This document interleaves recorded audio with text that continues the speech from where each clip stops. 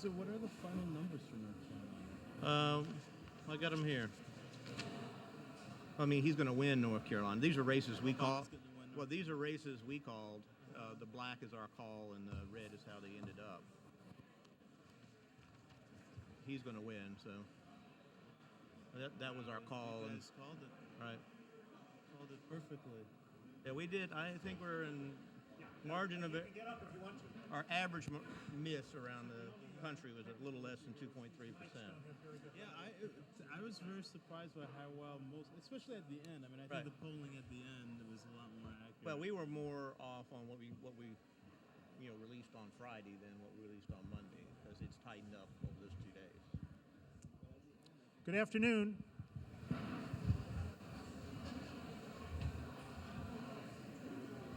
Welcome to today's lunch conversation, part of the series of conversations we're having this week as part of our dedication week for this wonderful facility that we're using. I'm Chris Schroeder. I'm a law professor here at Duke Law School, and it's my pleasure to loosely moderate a panel today on what happened last night. Clearly an historical election, regardless of who you voted for. I think that that's an undeniable fact related to the events of last evening. The dust hasn't settled yet. Votes are still being counted. Elections below the national level have not been decided yet, but I think we're beginning to know some things that are worth talking about, and I know it's a topic on lots of people's minds today. And we have a wonderfully distinguished group of people to discuss some of the issues that have come out or been illuminated by this election with us today. We're going to follow a format of each one of the three speaking for 15 or so minutes, and then hopefully have a good amount of time for questions or points that you would like to raise. So let me introduce our speakers, and then I'll turn it over to them. In order of in which they will speak, on my far left is John Aldrich, who is the Pfizer-Pratt University professor in the Political Science Department here at Duke. John has a long list of distinguished publications and accomplishments. I'll give you just the short form. He's currently the co-director of the program of advanced research in social science as part of the Social Science Research Institute here at Duke. His specialties are American politics, methodology, and formal theory.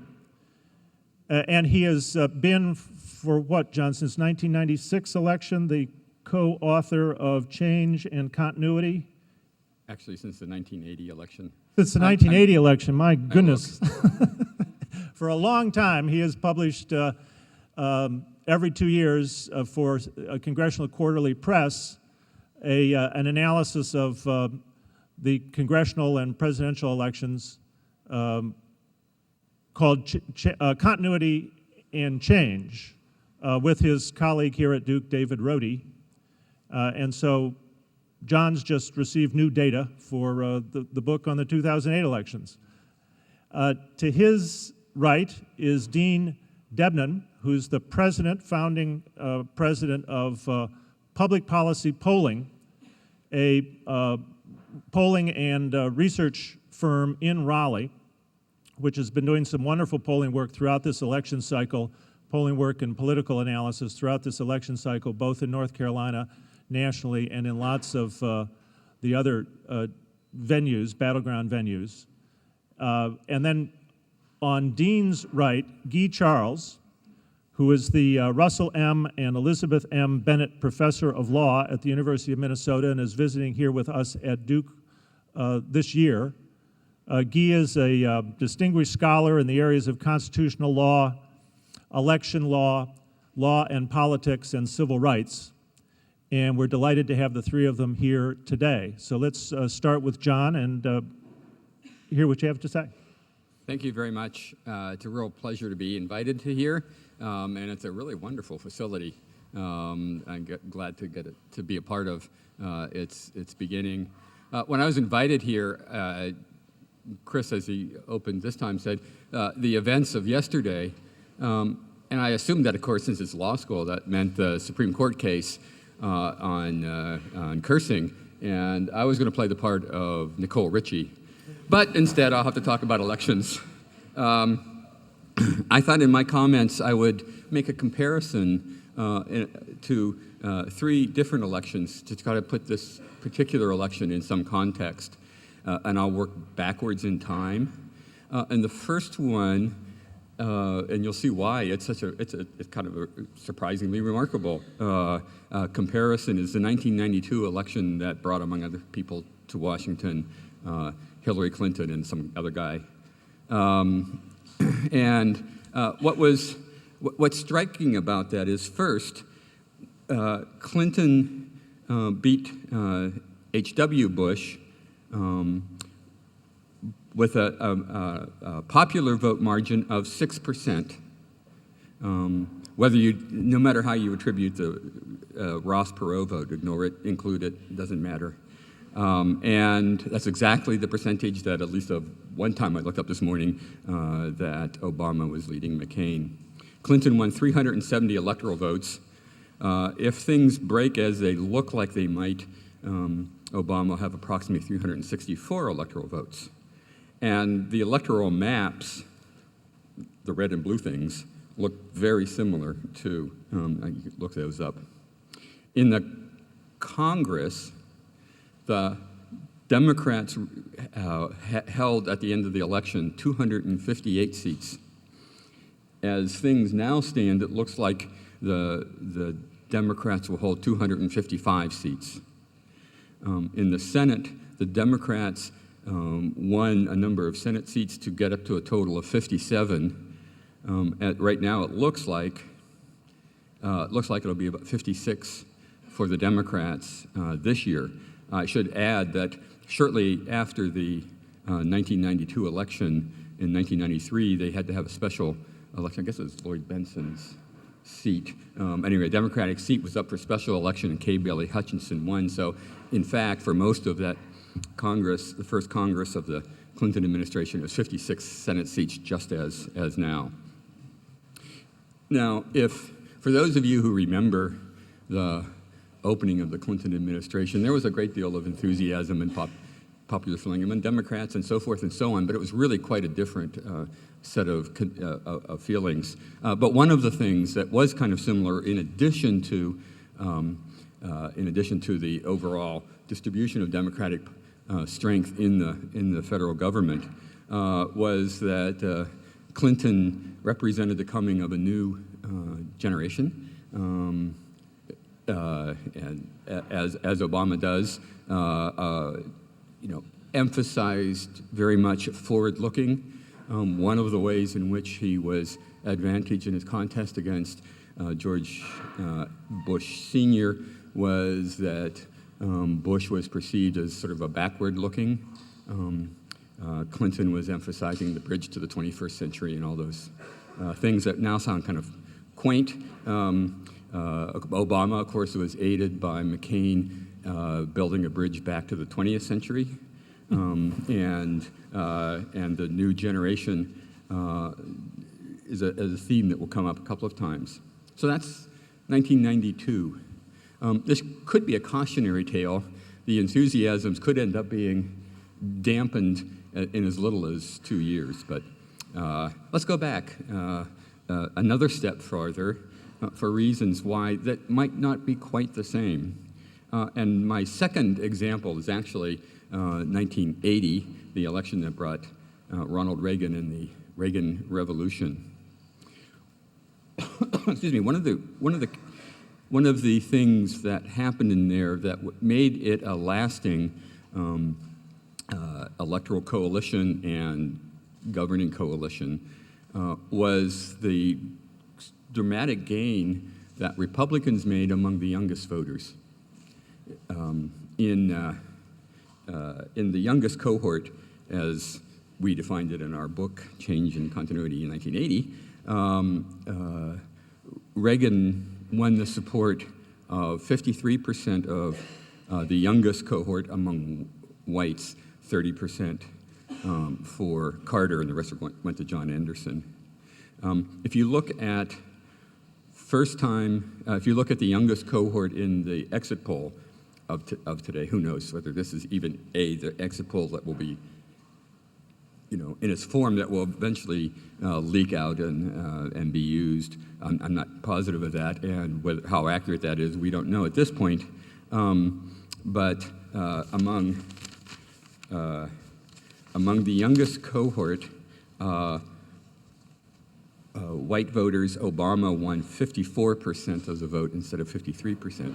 But if you pool together, that's of the whites, if you pool together all of the youngest cohort, it was 66-32. Now, the thing that was so important about this edge for Reagan is that it lasted. In fact, if you look at a careful age cohort distribution of Republican and Democrats now, you will still see, them working their way through the age distribution like, like a mouse through a snake's body.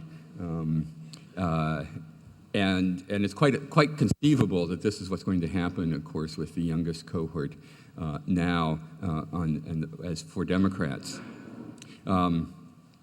First-time voters, which of course included all the registration efforts that the Obama organization mounted, Obama carried 68% of first-time voters.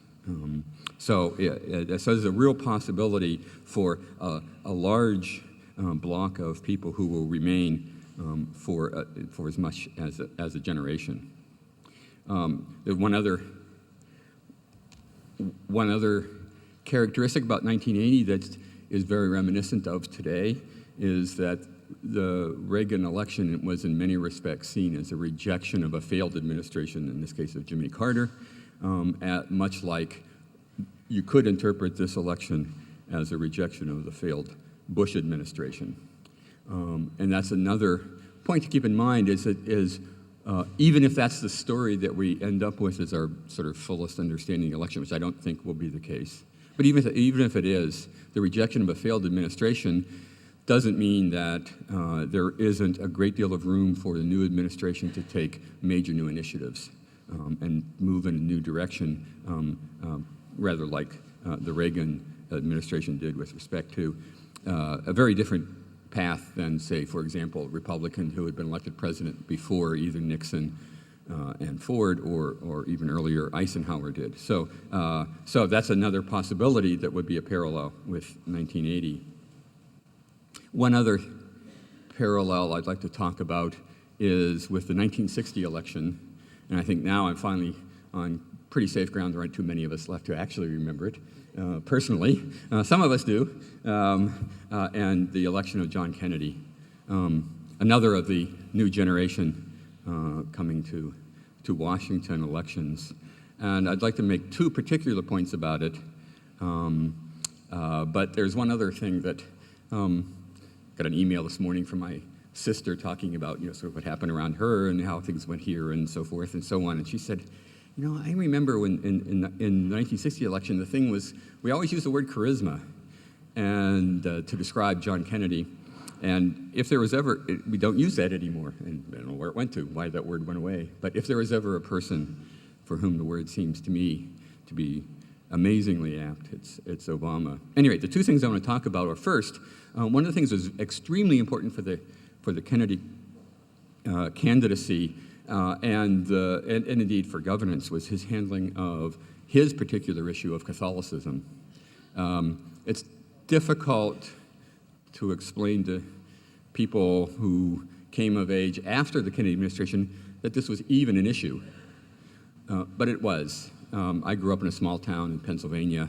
The parts that used to be described until maybe last night when they, in between Pittsburgh and Philadelphia, were for a while described as Pennsylvania's Pittsburgh and Philadelphia, then Alabama in between. That was me. My minister in the church I grew up in gave an anti-Catholic sermon once a month. Once a month. It was regularized, and in Sunday school we were, particularly emphasized that we shouldn't date Catholics. they get to go. This is the way it was. They get to go to confession and get absolved of your sins. You, however, are going to be damned to hell. I am talking about the pornography. Or sorry. So this is the context, and this is in a relatively enlightened part of the United States at the time. And it came in the context of the only other Catholic who had been nominated for president, going down to a resounding defeat, attributed in part to his faith. It was Al Smith in 28. That Kennedy handled it much the way Obama handled the issue of race. Most of the time, Kennedy campaigned in no particular way about religion at all. He campaigned on his, what he wanted to do in the future and all this kind of things, and ignored essentially the issue of race, except one time he made a very extensive presentation of the relationship between his Catholic faith and his policy and governance ideas, which is to say they're irrelevant to one another, before Baptist ministers' convention, but essentially to the nation as a whole. In this, of course, is very much like Obama, and I would imagine, although I don't actually know this for a fact, that this was intentional, that Obama and his campaign staff were aware that they were tracing the steps of John Kennedy by his speech in Philadelphia, addressing it head-on and at great length, and having recently reread both speeches in a much richer and more engaging way than even Kennedy did with his speech on Catholicism and politics. The hope for the future is that Kennedy's handling of Catholicism and his election and perception of having done at least a decent job — he was not that popular when he was assassinated — that ended that as a serious electoral concern ever again.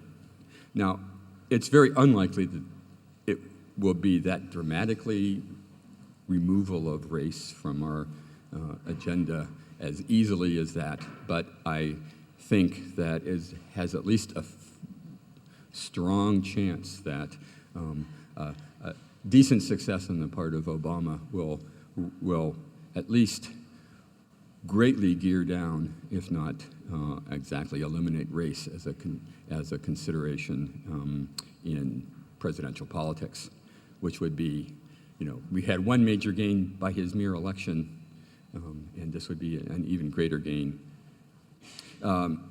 The second way, I should point out, well, that's okay. Second way in which he is like Kennedy is that John Kennedy was the first president to do a whole substantially large number of new campaign technologies, reinvented presidential election campaigns. He was the first presidential candidate to have his own private pollster. He was the first really telegenic and television comfortable presidential candidate.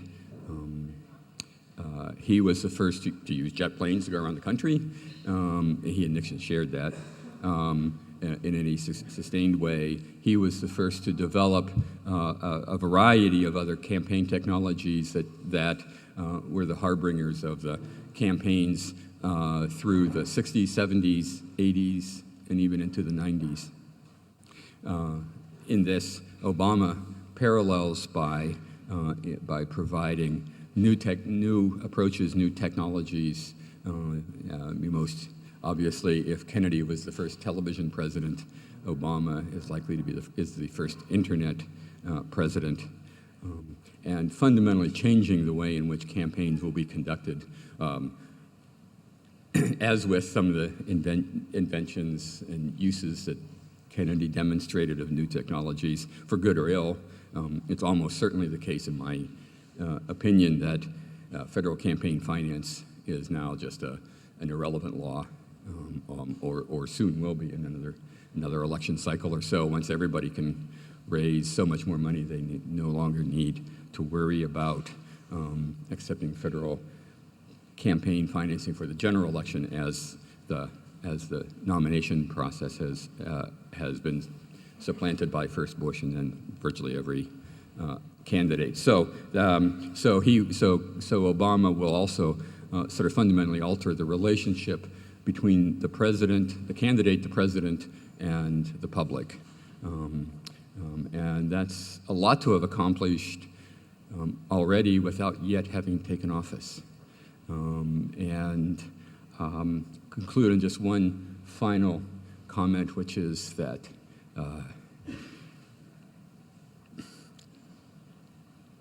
sorry, guess I won't. This is a wonderful night. All right. Thanks, John. Okay,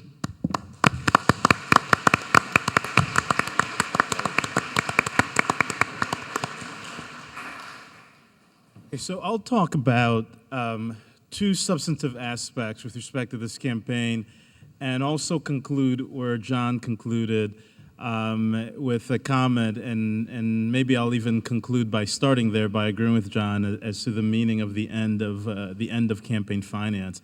So the two things that I want to talk about are democratic accountability and race.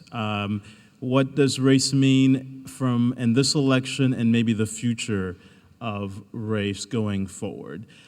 So I will do my best not to, my comments won't be partisan, although they'll sound as if they are.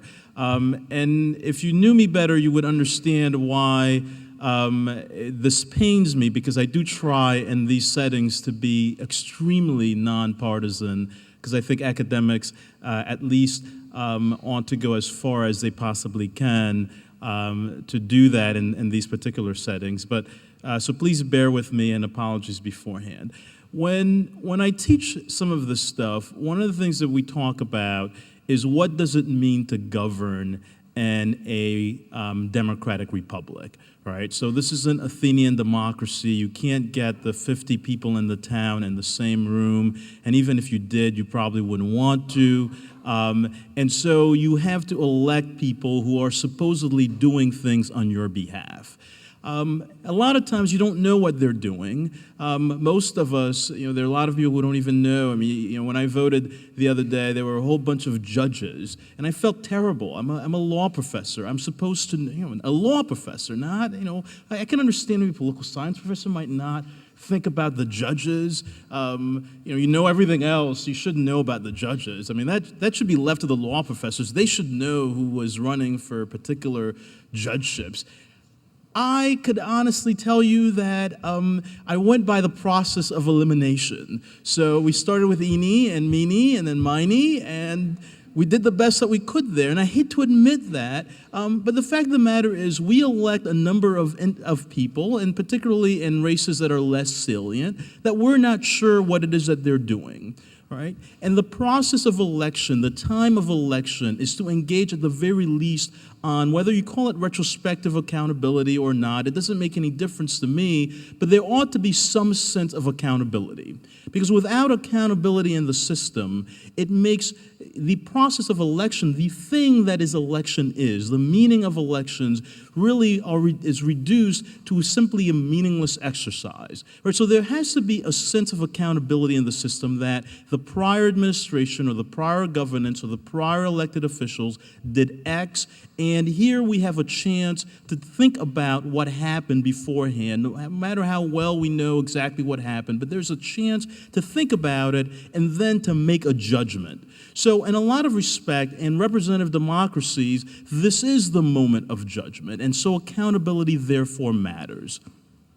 If accountability matters, then when there's a sense that the electorate or the polity is heading in the wrong direction, that something is amiss, then there ought to be a judgment that in fact matters, that corrects the prior decision-making processes.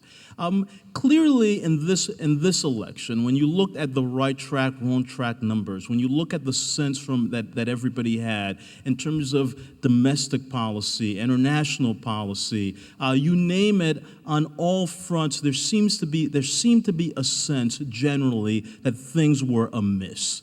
Right? And elections are a process in which to engage in some sense of accountability. And here it seems to me that the process worked, not simply because it aligned, and again, it should be clear by that, not because it aligned with my sense of partisan rightness, though it did. Be clear.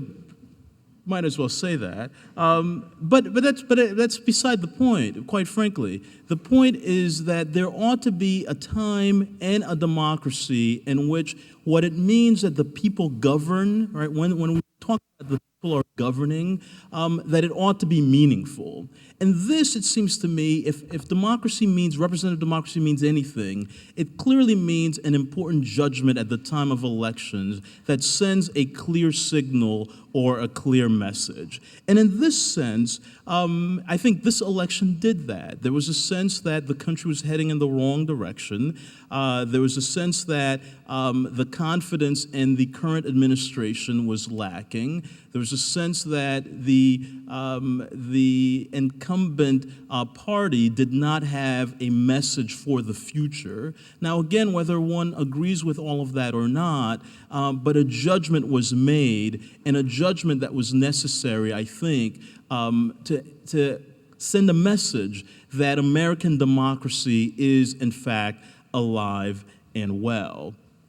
Now, the counterbalance and the worry that a number of folks had in this process was, to what extent was race going to play a role in this election process? And I have to say that I was one from the very beginning who thought that race could play a significant role in this process. And clearly, to talk a little bit about something that John mentioned, Barack Obama and his campaign was unbelievable in the way that they addressed and dealt with the question of race.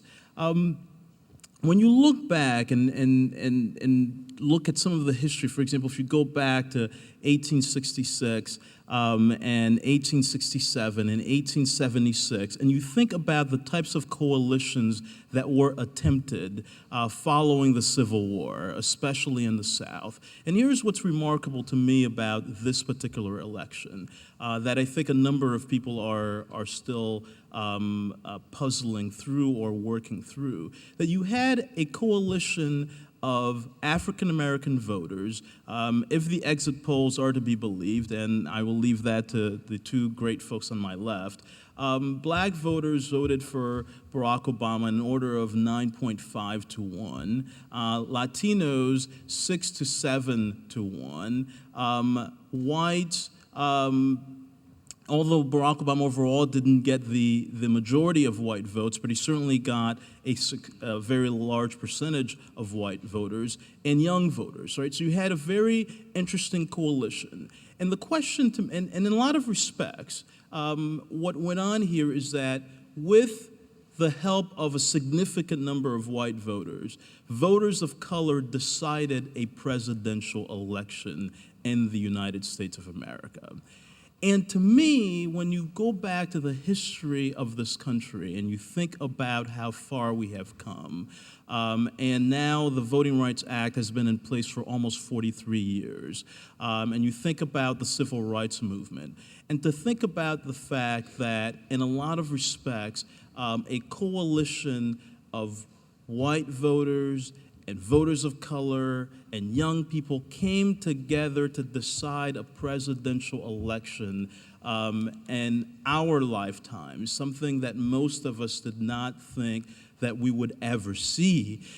I can understand why John was moved.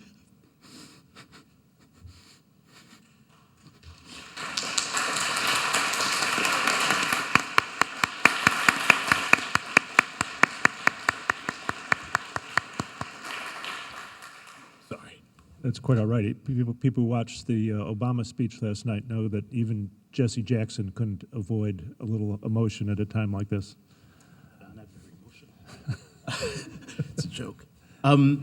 So one can understand why folks were moved, because when you look at the history of how far we've come, and you look particularly at opportunities in the United States of America for coalition building and moving beyond the difficulty of race, and empowering different individuals. And you see how oftentimes we didn't take those choices, right? This isn't the first opportunity that we've had to think about these issues and to make a statement, and to make democracy work, the accountability not being offset by racial concerns. And we didn't take those opportunities. And this time we did. And it was a coalition of what it meant to be American. It is obviously, one can't say anything but that it is a significant moment in American history, that those coalitions came together and made a difference. The question that I wanted to address, with that as a preamble fairly quickly, is what does this mean going forward? Does this change how we think about race? Does this change the possibilities for coalition building? Does this change, let's take an issue as the Voting Rights Act. The premise of the Voting Rights Act, in a lot of respects, is that you need to have, if you take Section 5 of the Voting Rights Act, and I won't bore you with some of the details, but if you take portions of the Voting Rights Act, part of the premise of the Voting Rights Act is the importance of monoracial polities, right? That you need majority of the district that is majority black in order to elect a black representative.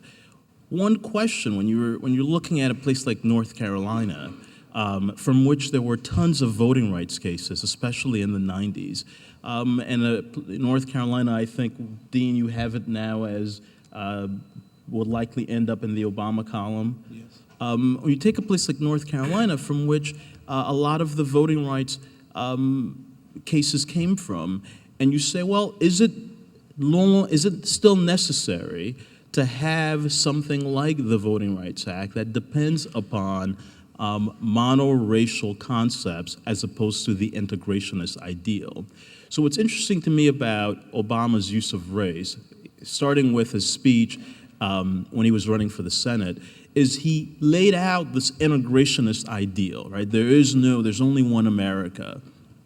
And in a lot of respects, a broad coalition of voters have bought into that ideal for this presidential election. So my question is whether this is something that we're going to continue seeing, right? Or did this coalition come together simply for this presidential election? Or does this portend something greater going forward? And then lastly, I already mentioned, I won't say anything more about campaign finance reform, and John already talked about the internet and the future of campaigning. But I think that's also a question worth pondering. What happens to campaigns here on out? Did we see something that is the product of a moment, or is this going to be a normative framework that people running forward in presidential elections will definitely have to take advantage of or take notice of? Thank you.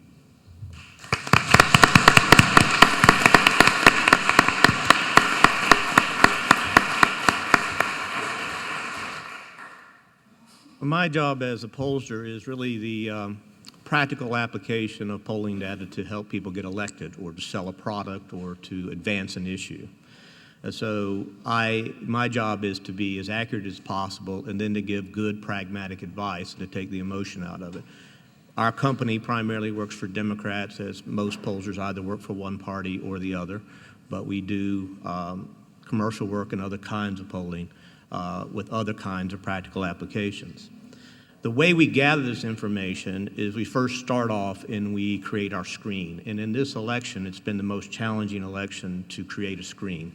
Normally, you can reliably do what I call poll to history, which is I could look at what happened in North Carolina in the last election cycle, and I could look at the demographics of the time of the turnout, and I could select a statistically accurate sample that represented each one of those demographics and then weight it so that it reflected what happened in '04 in terms of turnout. Well, Obama blew that up. And so instead of being able to go back to past history, you had to go back to very recent history, and you had to start looking at primaries and what happened to turnouts and what changed and how it changed, and then you'd have to interpret, say, what happened in Ohio and how that was going to change the demographic turnout in Pennsylvania. And to the degree that you got your screen wrong, you were going to be wrong, because if you ask the people who aren't voting the question, it doesn't matter what the answer is. You've got to figure out in advance what percentages are going to be there. So in North Carolina, what percentage of African Americans was it going to be? So typically, African Americans are about 18% of the vote, somewhere between 17.5% and 18.5% in a normal election, but they're 22% of the registered voters. So our guess this time was they'd be about 21% of the turnout. They wouldn't get up to their portion of the population, but they would get up much higher than they ever have in the past.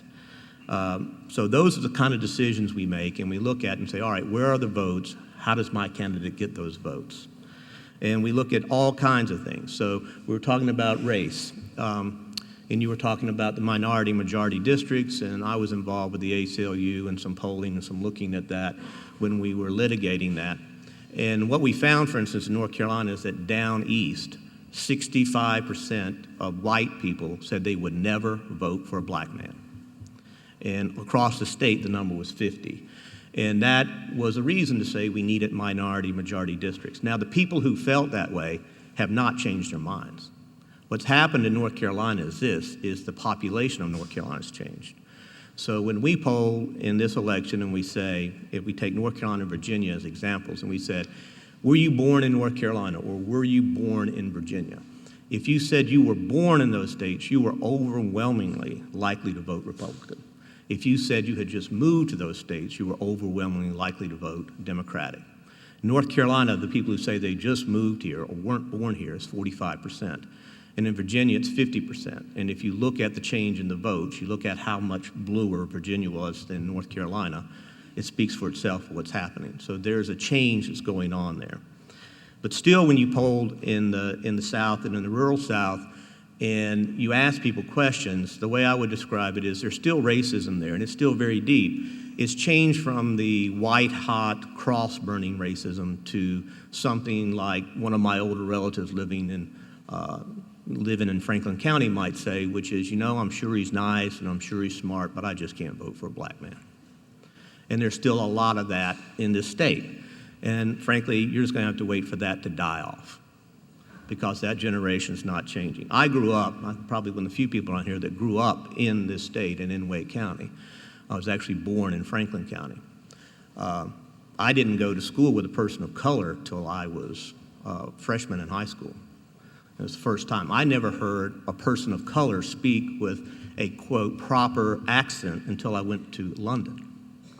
I basically spoke to African Americans in dialects growing up. I never met a black man or woman, no matter what their age and no matter how young I was, that didn't call me mister. So that's the North Carolina I grew up in. I grew up with Jesse Helms being the commentator on WRL TV, and my first project in my social studies class was to send him a lifetime subscription to Soviet Life magazine. So we've been fighting this battle for a very, very long time. And we're winning by attrition in immigration more than by changing the hearts and minds of people in this state. So as I look at the races, there's so many things to talk about. As they were talking, I kept writing down things that we looked at. The first one was changing demographics. The other one that I look at and I like talking about is what I call the emotional white male voter.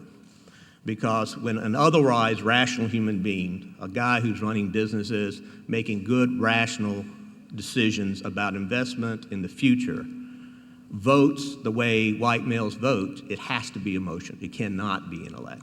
They just do not like the way things are, and what the Republican Party has been very good at doing, is naming a reality that ought to exist, but leaving out the fact that it doesn't exist. So they say things to people like, you ought not to be responsible for children being born out of wedlock. Well, you ought not to be. But they don't go on to say, but you are, and you can't get out of it. You ought not to be responsible for feeding children. Well, yeah, that would be nice. You ought not to be responsible for people other than your own. But if you're not, you're going to write a bigger check later, and you're going to build prisons. So from my point of view in the world, it's an investment. It's a pragmatic thing. Why do you vote a certain way? I vote my economic interest. Most people vote their economic interest, except white males. And that's pretty amazing in my mind. So I'm talking about the people I grew up with. I'm talking about the people I work with and see. That's what goes on. When we look at the Dole ad, for instance, just to pick random things that went on, when Elizabeth Dole started running her godless ad, Kay Hagan, a friend of mine, got a little concerned and was afraid of what was going on, and we polled. And she came back in exactly the right terms, in the right tone. And within 2 days, she went up 4 points in the poll. And so my advice to her was to maintain, this is my practical, pragmatic advice, was to maintain her righteous indignation and hope Dole was stupid enough to keep running the ad. So you wanted to be mad enough, but not so mad she would stop. And that's true in a lot of politics and a lot of endorsements. Practical advice you might give a candidate is things like, in this state, if you're talking about transfer tax or impact fees, I would tell them to go punch the real estate community and developers in the nose and hope they scream at you and say they hate you, because they're 85% negative endorsers, and the more money they spend against you, the better you're going to do. So you want them to tell people they don't like you. In politics, in that degree, especially in this state, is, it's a fist fight. It's a contact sport. And if you're not willing to be aggressive and take a stand and defend yourself, you're going to lose. It's as simple as that. And that's the advice we give people all the time. You were talking about judges and not knowing who to vote for as a judge. We have the public financing of judges in North Carolina, and I think it's an extremely misguided piece of legislation. The intent was good, but they don't give enough money to the judges in order to communicate to a state this big. A few $100,000 is just simply not enough. It doesn't make any difference. The one thing, the single biggest piece of information that people make their decisions on judges about is their party affiliation, and after that, it's their sex. So the one thing they're not allowed to say when they run is what party they're in. And that's the only thing, or the primary thing, most people care about. So it's a misguided thing. I was part of a coalition a few years ago where we put together a few $100,000, and all we did was tell people what party the judges were and change the race. So those things can happen, and those are the practical ways that we get involved in races. So it is to be, you may be an advocate for something, but you need to be a dispassionate advocate for something. Other things that we saw was Palin's effect. So Palin gets nominated, chosen as the running mate, and McCain goes up in the polls. Within weeks, she was tanking. In Colorado, for instance, which was a red state last time, heavy blue state this time, Palin became a net negative 12% from a positive 2%. Biden went from a neutral choice to a positive choice over that period of time. So Palin was a huge mistake for John McCain. It did solidify his base, but the way I would describe what Palin did for the Republican Party was feed red meat to rednecks. That was the net effect. So it was very polarizing. If you listen to her speech, that's what it was. It was, oh shucks, I'm a good old girl, and he ain't one of us. And that's what they were selling, and that's what they bought. And those people are going to be rabidly after Obama for the rest of the time he's in politics. It's not going to change. And we need to be prepared for that. So the other things that I looked at that were just sort of fun from my point of view, we have offices in London and Dublin and all that, and my COO called me this morning, and he said, I was on the subway, and I spoke an American accent, and people came over and hugged me, right?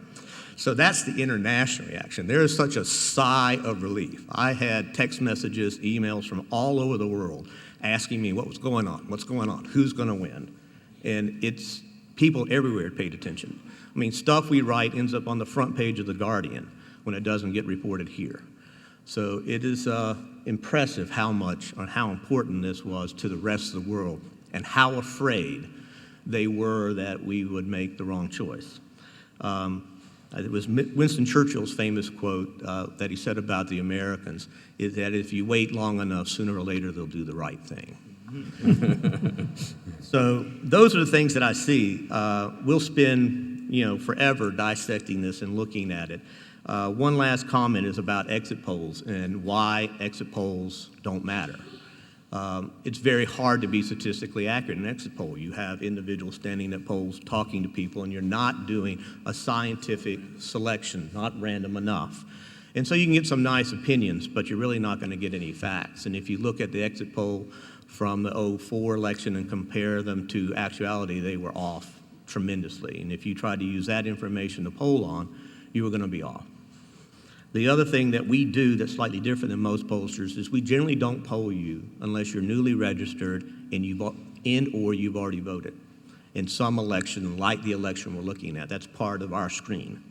Because if you just simply ask the random question, are you going to vote after you do a random digit dialing, you're going to get about 90%, 95% of the people are going to say yes. And in most elections, that means about half the people you're talking to lied to you in the first question. And then you go ahead and count their vote as being just as valid as anybody else's.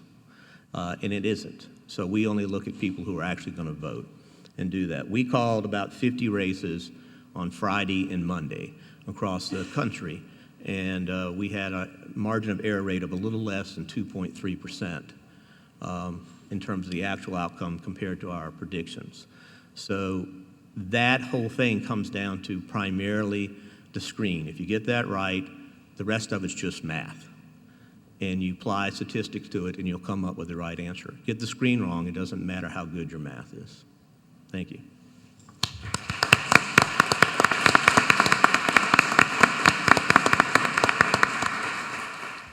Just going to make a couple of remarks, and then we'll throw it open for discussion.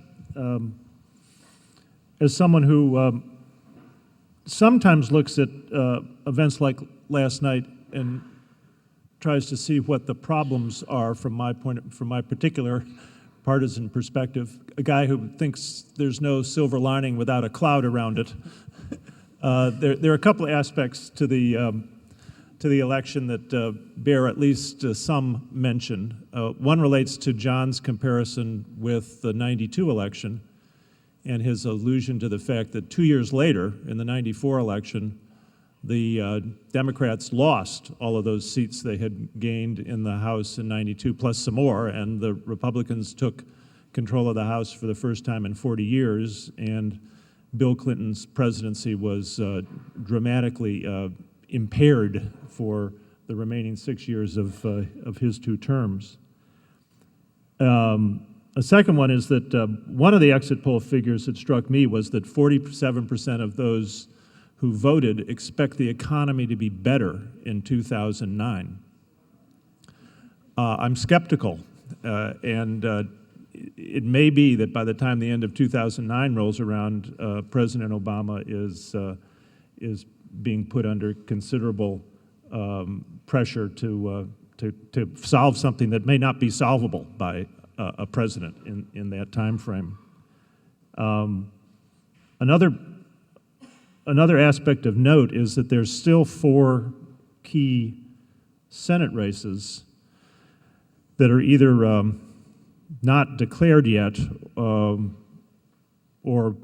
I'm told the Minnesota race is going to go to a runoff.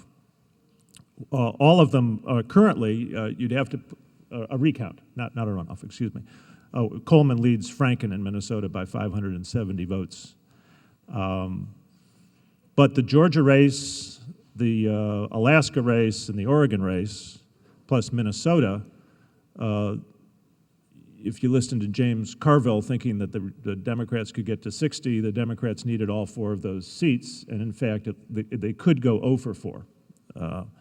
So that there may be something to the commentary that you sometimes hear from voters, that voters have sort of reinterpreted checks and balances, which the framers thought was a dynamic of opposing forces that would exist between the president and the House and the Senate, that those constitutional institutions would have sufficiently different interests to moderate the unwise decisions that any of them might do if left to their own devices. The modern interpretation of checks and balances is divided government. People have looked at contemporary history and understand that the House and the Senate are rather feckless in their oversight of executive activity if their majorities are the same as the guy or gal who's in the White House, and they're a lot more vigorous and oppositional if they're controlled by the other party. And so there's some sentiment that I think is reflected in survey research that people prefer a situation in which all 3 House, Senate, and presidency are not in the same hands. That, of course, is going to be the case, but these 4 races suggest that there may be a little pushback on the margin to preventing the Democrats in the Senate from achieving that magic number of 60, in which they could have avoided filibusters on key legislation. And of course, since one of the people counted in the number on the Democratic side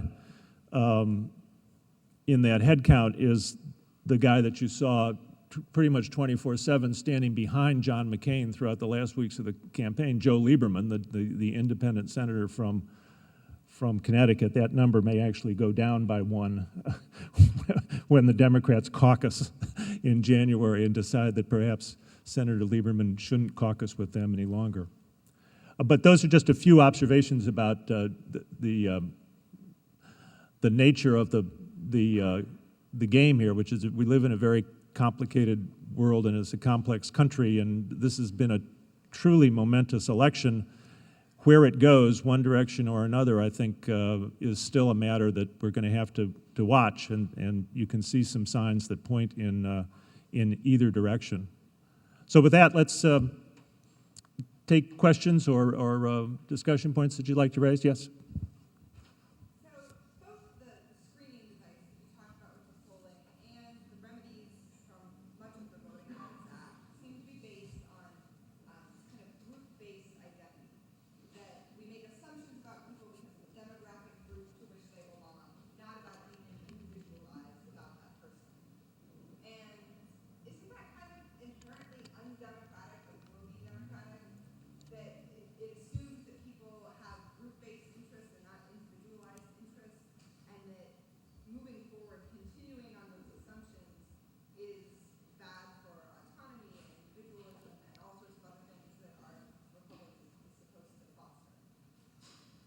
Well, it's one of those facts that just is. It may not be. The question well, what she was asking is, when we're selecting screens, are we doing it on a group basis rather than on an individual basis, and how does that affect what we hear and what's coming out of it?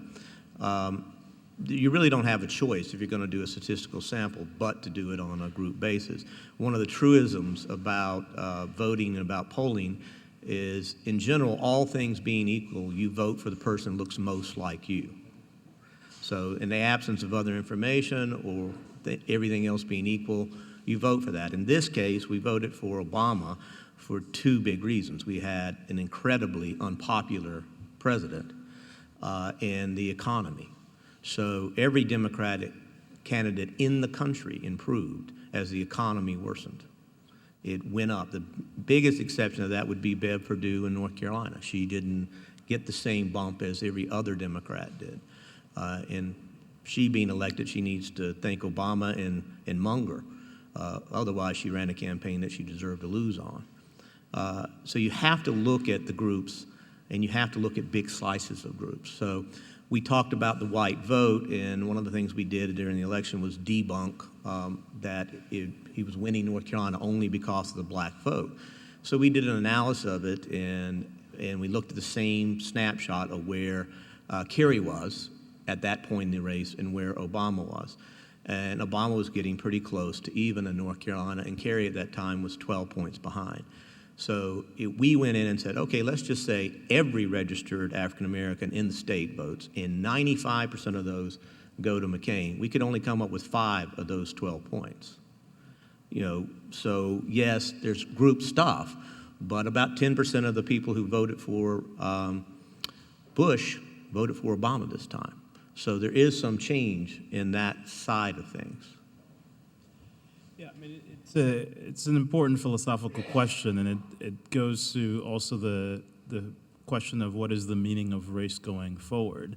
Professor Neil Siegel and I have both written a little bit about this, about decisions on the basis of what does it mean to say treat folks as individuals versus treating them as groups. In a lot of respects, you must treat people as members of particular groups at some point in time. Law student, father, mother, etc. The question then becomes, for what purposes are these group identities salient, right? Are there ways that we say they ought not to be used for constitutional purposes or for public policy purposes? So, and some of those group identities may become more or less salient depending upon the political circumstances. So again, an interesting question for me is to what extent will, let's say, racial group identity, and across the board, you'd say white, black, Asian, Latino, et cetera, to what extent are those identities going to become less salient? To what extent, say, did African Americans buy into this integrationist ideal that Obama stated, or President-elect Obama stated at the very beginning of his campaign? So I'm not sure. I think it'll become a little bit less salient, but will it disappear? Well, it also depends on where people find themselves on their social location in terms of education, poverty, et cetera. So I think it's an important question, but it also depends upon a lot of context about which we don't know. Yes.